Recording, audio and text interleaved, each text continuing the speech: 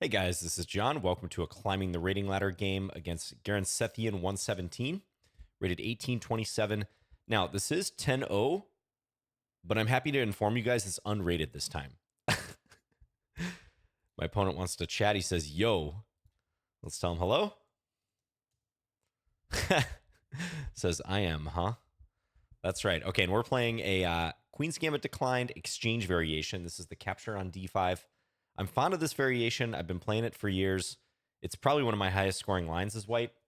I think the plans are pretty easy to assimilate. There's a fair amount of theory in this these days, but I'm comfortable with it. I would recommend it to you if you're a d4 player and you're looking for something simple, because you tend to get these positions where white has the 2 versus 1 center and easily accessible plans too. Okay, plays h6. Let's keep the bishop. Let's pull it back. You want to look at bishop takes f6 in some instances, but because I'm not ready to tee off with knight takes d5, it's not a good idea. If I had my queen on c2, then that would actually be working. Bishop f6, followed by knight takes d5. Okay, plays bishop e6. Yeah, this is a pretty interesting way to handle the position. I have seen this played before. Knight bd7, bishop d6. Black can also place the bishop here, kind of a more conventional option. Yeah, now this is often a decision for white, whether to put the knight on f3 or e2. I'm going to go to e2, my reasoning being that knight f4 might be annoying for black, looking to attack this bishop. If bishop d6 is played, I have in the past played bishop g3 in this type of setup and challenged the bishop on d6. So we'll see if I go for that. I might play h3 first. h3 is a useful move, rules out any bishop takes h2, knight g4 if I castle. Well, let's see. Okay, queen c7. Wasn't expecting that move. My first instinct upon seeing that is that the queen could be a target down the c-file. That does commonly happen. Now, should I castle first or play rook c1 first? Kind of leaning towards castle first, because I don't think rook c1 really creates a threat, because knight b5 could be met by queen a5 check. So assuming I castle, bishop d6, let's say h3 there. King is safe, even though there's these bishops coming at it. I think that ought to be just fine. Yeah, I'm going to castle. Knight g4 I think I can deal with by playing bishop g3. So let's do it. Yeah, bishop d6 played. And probably h3 as planned. f4, another interesting option if I want to try to threaten f5. Problem with f4, though, it does create this backward pawn on e3. So I'm probably going to do this. Could play bishop g3 right away, but I want to keep a bit of tension in the position. Let's go here. Maybe I can induce black to play g5. Despite it looking like black has, and black does go ahead and play it, despite it looking like black has the makings of a pawn storm, I feel my degree of safety is very high here. And wow, black goes long. Now, knight b5 is on my radar immediately, even though I haven't played rook c1, because if knight b5, c takes b5, then rook c1, watch out down the c-file. Black would have to play knight c5 in that position, and I think rook takes c5 is winning on the spot. So I think this move creates big issues for black. Just running through that calculation again. Yeah, take, rook c1. Black could insert bishop takes g3, just thinking through their options, because then on rook takes c7, bishop takes on c7 back. But I think if I calmly recapture knight takes g3, that queen is going bye-bye. So I got plenty of time here. Let's just pause. Take a sip of decaf coffee. This is 10 o'clock p.m. right now as I record this, so this better be decaf. Yeah, I think knight b5.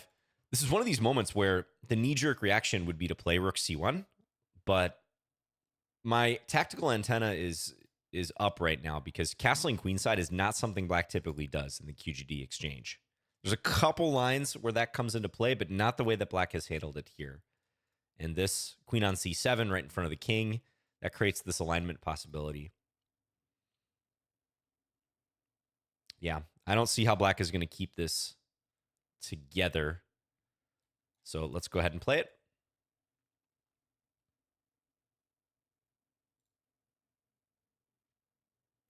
They can maybe escape with losing a rook and a minor piece for the queen, but I think their structure will also be shattered, is the problem.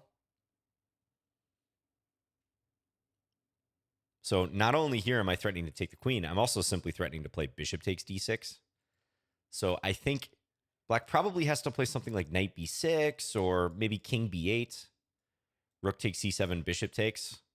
But after the trade on c7 and bishop takes b5, I'm in very, very good shape to convert that position. Picking off this pawn is nice, along with winning the queen.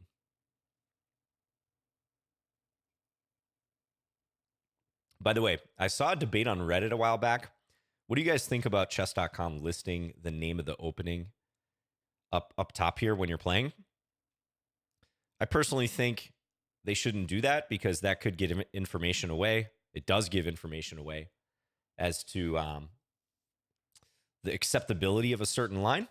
There's a big discussion about, you know, if someone's playing like a poison pawn variation, you see poison pawn variation up there and you're thinking about snatching a pawn, you're going to think twice about doing it, maybe. It affects your decision making. Okay, they take, but on taking with the queen, how is black going to hold on to the bishop, right? I think we can just take with check. And bishop c7, queen takes c7 is mate. Yeah, so more material being won here. Wouldn't be shocked if black resigned at this point. Okay, they play bishop to c5. Do I have anything artistic? I'm controlling this diagonal, so I'm looking at ways to really try to put the exclamation point on this game, but let's just take. We'll capture on c5. Pawn c6 coming. I was thinking of some Bowden's mate style idea. Maybe I can still engineer it if black plays on.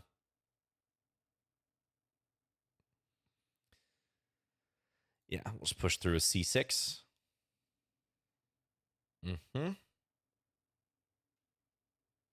Now let's take. Could also take here, of course, double check. That was actually mating. Yeah. I think that was checkmating. Take here, queen c7. I guess they could run to a6. I didn't see the queen c7 follow-up, but bishop takes b5 is so obviously winning. I won't fault myself too much there. Okay. Let's just tell my opponent thanks for the game. They asked if they could play again, but I think we'll keep it with just one game here. Obviously not the most competitive game. This illustrates some danger, though, and changing up the move order, how changing up the move order can have an effect on the position. Probably not a bad idea to post kind of a short video because I've had some long ones recently with the analysis from the Charlotte tournament, so you guys probably won't mind. Yeah, so this is a playable setup, I do believe, for black, but I think they go bishop d6, maybe g5 later, but definitely bishop d6 first. Queen c7, if you see that queen there in this type of position, consider your tactical options, especially down the c file, if you played into this exchange variation. Yeah, and I was hoping for g5. That might have been what tipped black in favor of playing castles queenside, which I was very happy to see. Even if there's not an immediate knight b5, like let's say I play rook c1 instead, maybe black plays a6, I still like my chances here because there might be some sort of clash with the pawns, sort of a minority attack, even though my opponent has castle queenside. So yeah, this could have gone on had black decided to play something like king b8. I think I mentioned rook takes c7, bishop takes c7, some trades, and bishop takes b5. But that should be a matter of technique, as they say. Should be a technical win for white without too many problems. So, yeah, black kind of got caught with a knockout punch here. But then again, their position was sketchy to begin with. You generally don't want to castle when there's a half-open file staring right at your king. And what makes this doubly dangerous is the alignment. The king and the queen alignment down that file. Okay, so let's click into the game review for a second. This might give us a moment to talk about just the theory in the opening a little bit. I got a 94.3 accuracy. My opponent scored 77.9. Okay, so d4. So in general with d4, I don't recommend if you're a beginning player that you play d4. I do think you should get experience with e4 first, which leads to more open games, typically. Not all the time, but typically. So e4 puts you into more open tactical situations. d4 can tend to lead to situations that are closed or semi-closed that may force you to draw upon strategic plans or knowledge, which if you're a beginner, you just don't have. And moreover, it's going to be hard for you to accumulate that knowledge because most of your games are going to be decided by tactics and blunders early on. So e4 forces you to play in a tactically sound way if you want to score well with this move and also against it. And you need exposure to that right away before you even think about anything related to strategy, positional play. Elements of that will come up even playing e4, of course, but it will take a back seat. So that's, in my opinion, the right way to go about things in terms of prioritizing which line you should learn when you're starting out. Start with e4. If you want to branch to d4 after that, after you have some experience, maybe you hit a certain rating, I'd say maybe 1200-ish, just to kind of throw out a rating on chess.com that might be useful as a reference. That's when you can start looking into queen's pawn. I do have a free d4 repertoire on Chessable that I would highly recommend. It has something like 10,000 reviews or something like that. And it's been useful for many, many players. 10,000 reviews or I think 10,000 students maybe. It has a lot of reviews though as well. And it's completely free. It's 45 variations. And I recommend the line that we see in this game in that course for white against d5 and the Queen's Gambit declined.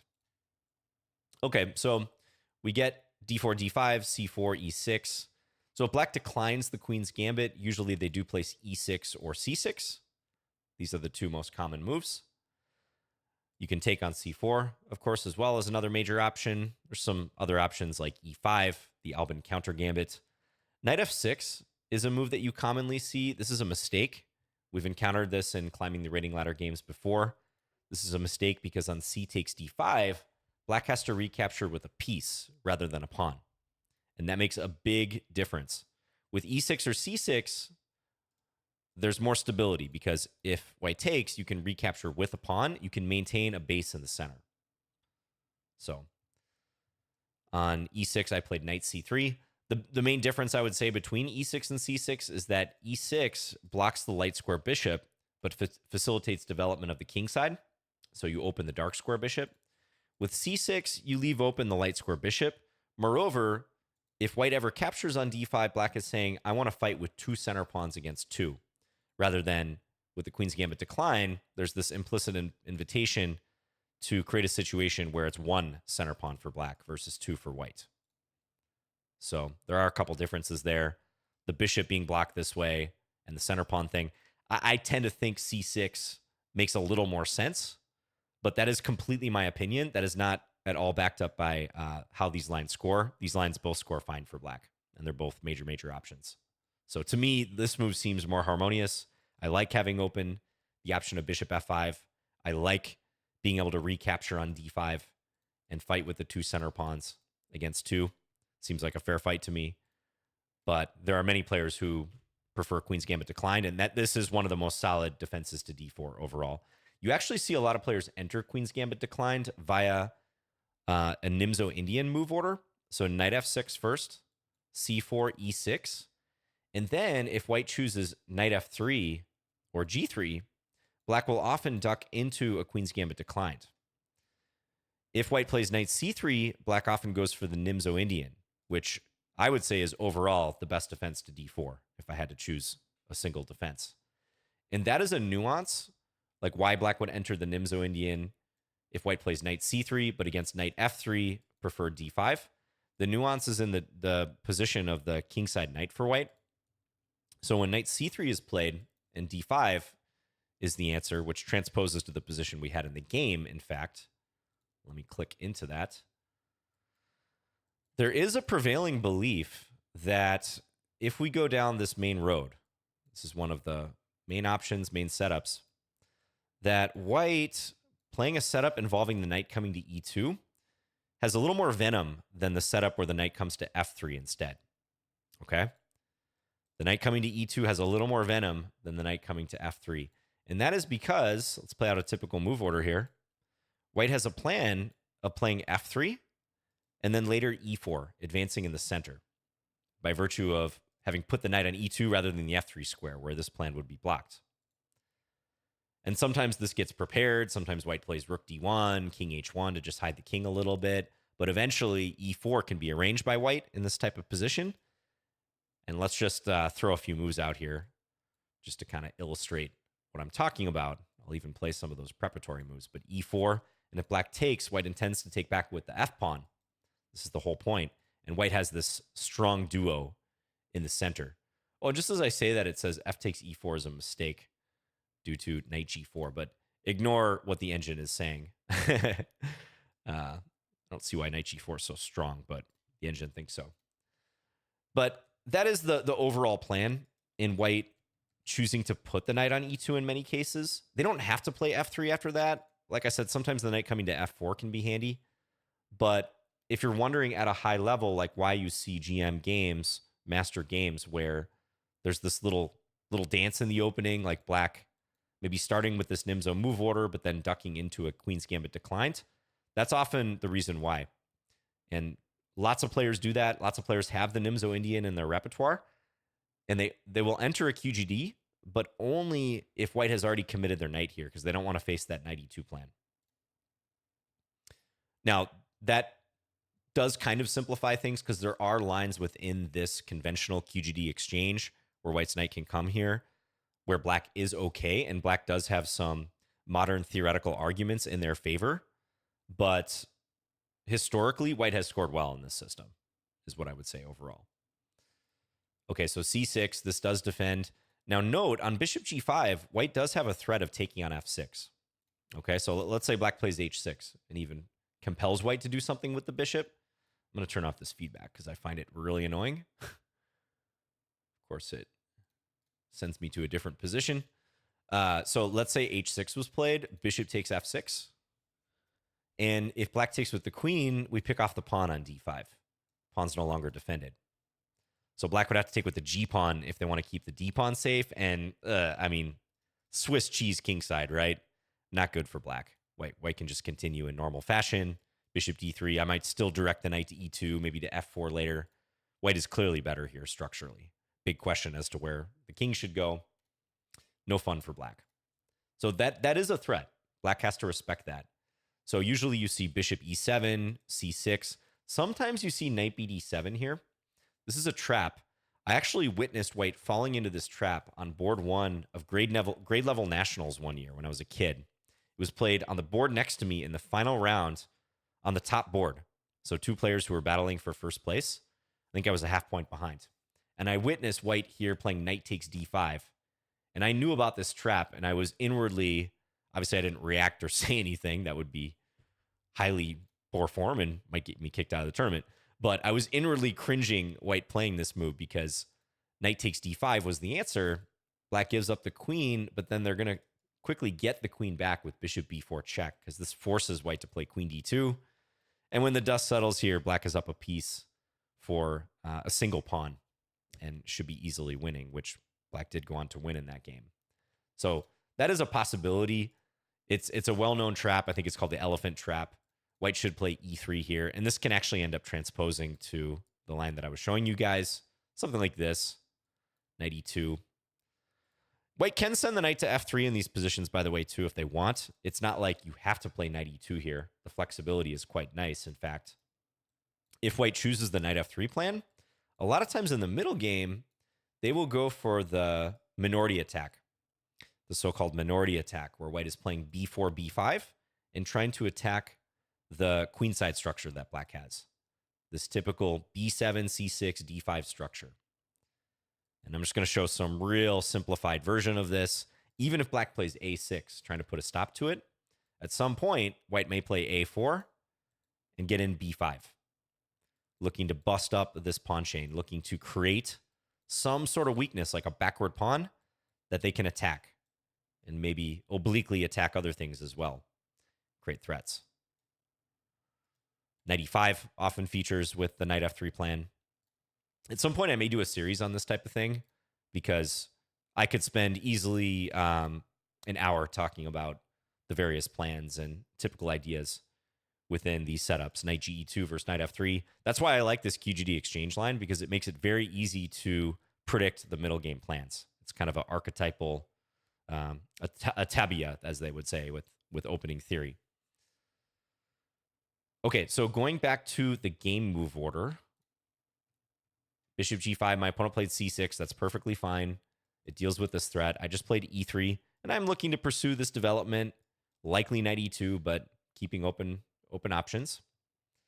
Black can play bishop f5 here. That's a move if they want to try to front run white, putting the bishop on d3. It's known that white can answer this with queen f3 if they want, hitting the bishop, and then go into this endgame. And in fact, I think there was a game, Carlsen versus Kramnik, from several years ago, where Magnus kind of showed the blueprint way to handle this position from the white side and won a really nice game, if you want to look that game up. So that move is playable. Some people do play it, but it's kind of under a cloud because of that Carlsen game. So black plays h6. Again, bishop e7 would be a little more normal, but h6 immediately is fine. h6 is not always helpful for black here because it does slightly weaken g6, which could be a problem if the bishop comes here. But that's a bit far-reaching. Yeah, so I'm just going to fast forward a little bit. Bishop e6, knight bd7 played. Went knight e2. Let's take a look in the opening book. Yeah, there are games played here. So it looks like g5, bishop g3, and then knight h5 going after the bishop has been played. Click the analysis on for a second. Engine's showing dead equal. The position is very interesting already, I would say. Yeah, let's say queen c2. So in this variation, maybe black got their lines confused. Black is looking to grab the bishop pair, but I would say the question remains where black is going to be truly safe with their king, because they have taken some liberties in pushing pawns with their king on the king side, potentially. So this looks kind of familiar, the h6, g5, knight h5 plan, but I can't say I have personal experience in this line for either color. Here's a case where white castles queenside, which does happen sometimes too. Yeah, here I would say castling queenside makes sense, because if white castles short, they are running into this pawn storm right away with the knight having to move again. So interesting. Maybe that's what my opponent was thinking of when they embarked on this plan. g5 does appear to be the main line. They played bishop d6. That has been played before. And I played queen c2. Oh, no, I'm sorry. They played queen c7 first. Yeah, that was important. Queen c7 first. So bishop d6, on the other hand, has been played. Yeah, and on bishop d6, I think I would have played h3. Because if I castle here, I think bishop takes h2 at minimum looks scary, and I think it just works, right? Let's turn on the analysis. Yeah, bishop takes h2. There's a game where they reached this position, and black actually played queen b6. So a little surprising. Black did not go for bishop takes h2, but I do know that is one option with the scheme that black has embarked upon. And one downside of knight e2 is that you don't have the knight on f3 guarding the bishop.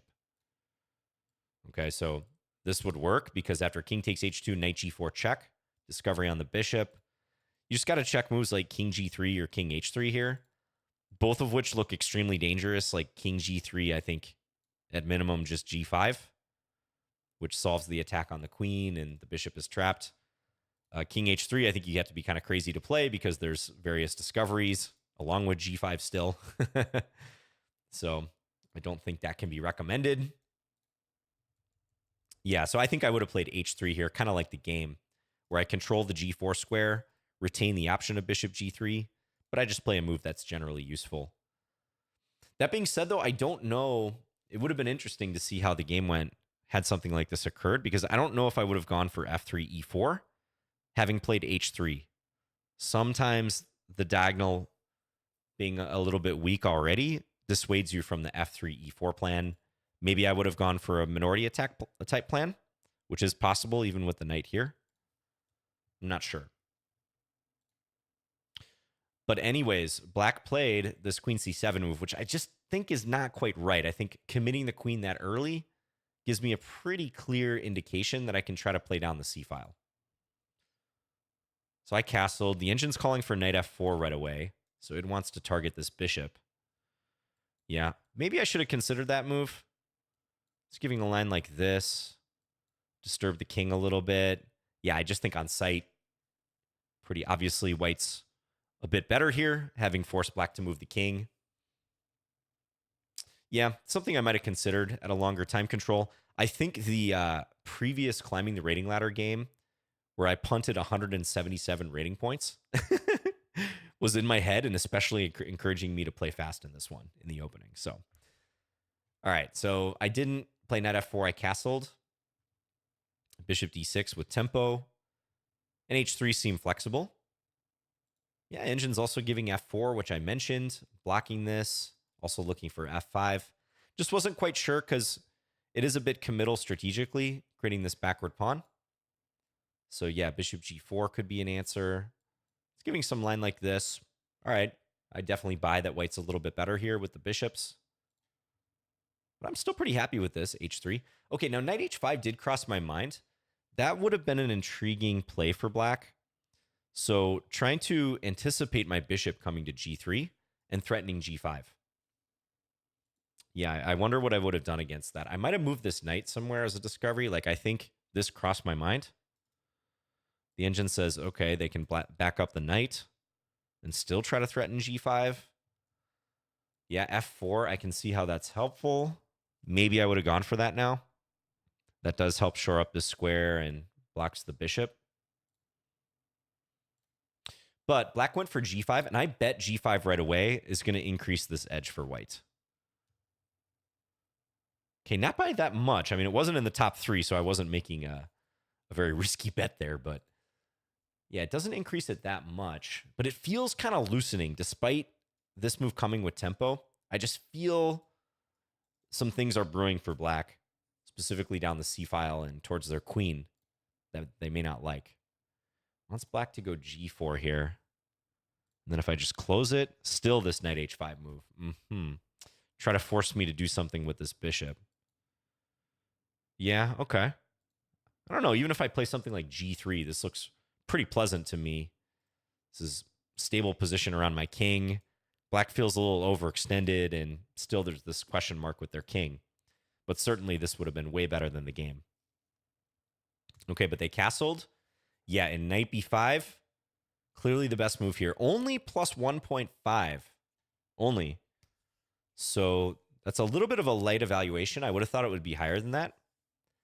Good reminder, though, if there's alignment issues brewing, like a major piece or your enemy king major piece on a half open file or fully open file, look for tactics. Consider all different move orders. Don't just think about lining up the big gun right away, right? That would have let black off the hook. That would have signaled to them what I was intending. They probably would have played something like a6. Maybe this first. Apparently this is still pretty good, but knight b5 is almost a kill shot from the jump. So I'm curious how the engine's going to defend this. And this is how we lever open the file. And this motif, the reason it was so easily findable for me is I've seen it in many positions out of the QGD exchange. But let's say black had castled short instead, and I went rook c1. Here, knight b5 would be in play due to the pin. So if black got careless or something, similar type of idea. But at least in this case, I wouldn't be able to start with knight b5, right? Because they would take, and now rook c1, there's no pin or anything I'm working with. Black can just move their queen. So big difference in the efficacy of knight b5 or rook c1, depending upon how much of an alignment has been created. If it's just the queen, it's still nice for white down this half open file, but king and queen, this is too much.